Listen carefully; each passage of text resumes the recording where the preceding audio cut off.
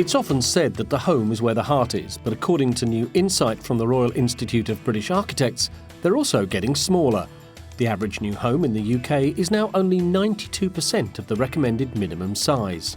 That's easily a room, it's easily a spare bedroom less than what you used to have. And if you think about that, shaving that space off each room, because of course we haven't reduced the numbers of rooms, we've just reduced their sizes.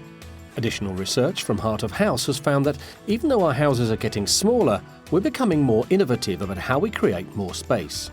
Heart of House research is telling us that 15% of people are knocking down walls to join spaces together on the ground floor of their homes. I think that tells you something really interesting about how lifestyles are changing and how our attitudes to home are changing. The average house in the 1920s measured 1,647 square feet and boasted 4 bedrooms. Today's equivalent has reduced in size to 925 square feet and has lost a bedroom, with the average 3-bedroom house now being the norm.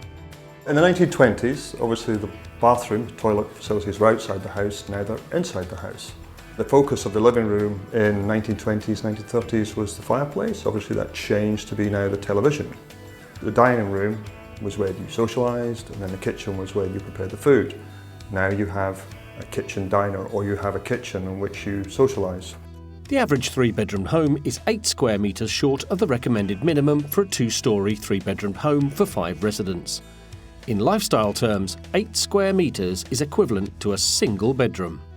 100 years ago we were building houses with lots of cellular bedrooms upstairs, and of course we had much larger family units on average then. You perhaps needed more rooms. Now you're much more likely to have 1 or 2 kids than you are to have 3, 4 and 5. 36% of people are now opting for an open-plan ground floor, mostly because of the lack of space. This means that the furniture they use needs to be more multifunctional. All of those things are demanding of furniture that they be more adaptable, be demountable, be sort of probably a more modern aesthetic, a slightly less heavy, you can move them around. All of those things are going to be helpful in making the most of these ever-decreasing spaces. These days we need to be clever with our storage. So for example, beds have a lot of space underneath so that you can store things under the dining table. It isn't just for large family meals. You can change the space to use it for a study or for entertaining. You can use tables to extend when you've got family that are coming round, or you can make them smaller for when you just want to use it as a workspace, for example. Whatever the size of your house or space you have available in your home, how you style it and dress the room can make all the difference to how functional it is.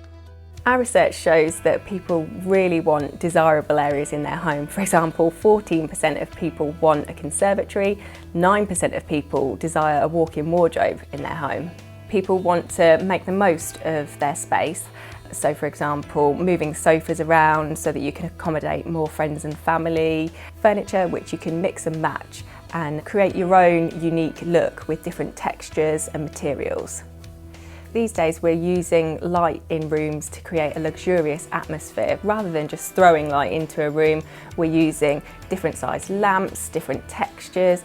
And although our homes may be getting smaller in the future, our need for multifunctional furniture and luxury homewares is set to increase.